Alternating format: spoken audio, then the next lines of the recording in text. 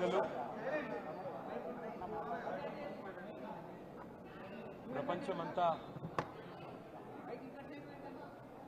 ఒక గురువుగా ప్రపంచమంతా ప్రజాస్వామ్య పోరాటాలకి ఒక చుక్కానిగా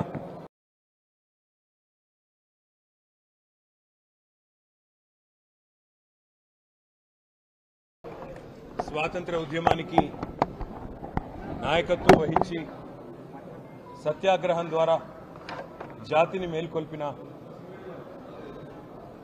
మహనీయుడు తరతరాలకు స్ఫూర్తినిస్తూ ఒక భారతదేశమే కాదు ఇవాళ నెల్సన్ మండేలా లాంటి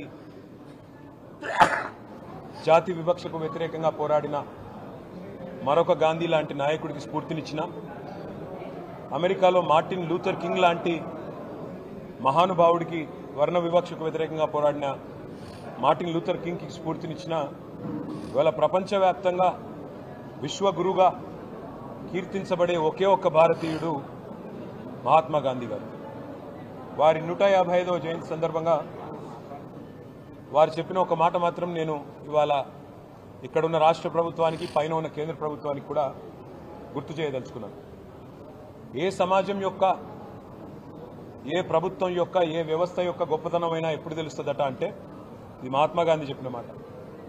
ఆ సమాజంలో ఉండే అత్యంత బలహీనమైన వ్యక్తిని ఆ సమాజం ఎట్లా ఆదరిస్తుంది, ఆ ప్రభుత్వం ఎట్లా గౌరవిస్తుంది, గుర్తిస్తుంది, ఎట్లా సంస్కారవంతంగా వారి పట్ల తన ప్రవర్తన ఉంటుంది, దాన్ని బట్టే ఆ ప్రభుత్వం కానీ ఆ వ్యవస్థ యొక్క గొప్పతనం తెలుస్తుంది అని చెప్పి మహాత్మా గాంధీ గారు స్వయంగా అన్నమాట.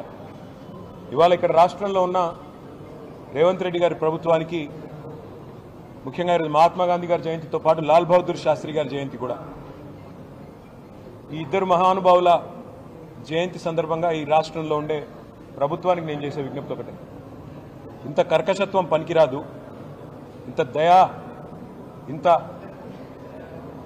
అమానవీయమైన వైఖరి ఏదైతే మీరు అవలంబిస్తూ ఉన్నారో ఈ రాష్ట్రంలోని పేదల పట్ల దీని మీద పునరాలోచించుకోండి. ఎందుకంటే మాకు బాధ కలుగుతూ ఉంది, రాష్ట్రంలోని పేద ప్రజలు బాధపడతా ఉన్నారు.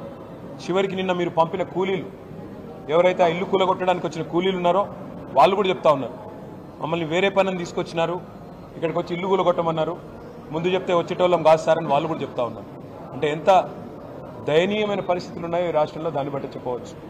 మిమ్మల్ని ఎన్నుకున్నది, మిమ్మల్ని ప్రజలు గెలిపించింది నిర్మాణాత్మకమైన పనులు చేయమని, మంచి పనులు చేయమని. రైతు బంధు 10,000 అంటే మీరు 15,000 ఆ పని చేయమని, 2,000 పెన్షన్ 4,000 చేయమని, పేదవాళ్ళని కడుపులో పెట్టుకొని చూసుకోమని కేసీఆర్ గారు 2.5 లక్షల ఇల్లు కడితే మీరు 5 లక్షల ఇల్లు కట్టమని మీకు ఓటేసినారు తప్ప ఇల్లు కూలగొట్టమని కాదు, అక్కర లేని ఖర్చులు పెట్టమని కాదు, ఇంకోటని కాదు. అందుకే సమాజంలోని అత్యంత బలహీనమైన వర్గం పట్ల మీరు కర్కశంగా ప్రవర్తిస్తున్న వైఖరి ఈ గాంధీ జయంతి రోజన్నా పునరాలోచించుకోవాలని, తప్పకుండా సంస్కారవంతంగా మరి పైన ఉన్న గాంధీలు కూడా రాహుల్ గాంధీ, ప్రియాంక గాంధీ, సోనియా గాంధీ కూడా ఆలోచించాలని చెప్పి కూడా మేము కోరుతా ఉన్నాం. ఇంత ఒక డిపిఆర్ లేకుండా, డీటెయిల్డ్ ప్రాజెక్ట్ రిపోర్ట్ లేదు, ఖర్చు ఎంత అవుతుందో ఈ ప్రభుత్వంలో ఒక్క సన్నాసికి తెలియదు, అయినా కూలగొట్టడానికి మాత్రం ఇవాళ మొదలుపెట్టి పేదల పట్ల మీరు అనుసరిస్తున్న వైఖరి మొత్తం రాష్ట్రం, మొత్తం దేశం గమనిస్తూ ఉంది.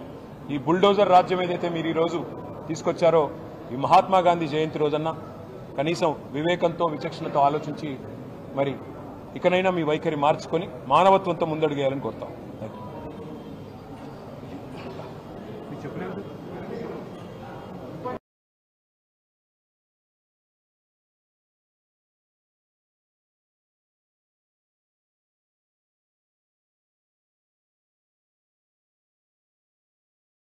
Thank you.